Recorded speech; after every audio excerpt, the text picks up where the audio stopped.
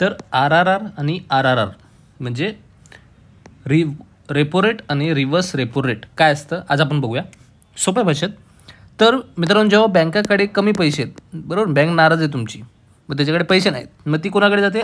Reserve बँककडे जाते. मग त्याच्याकडून ती पैसे घेते, रिझर्व्ह बँकेकडून पैसे घेते. मग ते पैसे किती टक्क्याच्या व्याजवरती घेते? त्याला रेपो रेट असं म्हणतात. ओके, एवढं का बेसिक कन्सेप्ट आहे. जेव्हा बँकेकडे पैसे नाही आहेत, मग ती रिझर्व्ह बँककडे जाते आणि लोन मागते. मग रिझर्व्ह बँक काय करतं? लोन देतं. किती टक्क्यावरती लोन देतं? त्यालाच आपण RR म्हणतो. ओके, म्हणजे शेकडा किती टक्क्यांनी RBI बँकांना लोन देते, त्याला रेपो रेट असं म्हणतात. आता त्याच्याच उलटं, जेव्हा बँकांकडे पैसे जास्त आहेत, RBIकडे पैसे कमी आहेत, RBI नाराज आहे, मग बँक काय करतात? RBIला लोन देतात. मग त्याला कुठलं लोन म्हणतात? त्याला ज्या टक्क्यावरती लोन दिलं जातं त्याला रिव्हर्स रेपो रेट म्हणतात.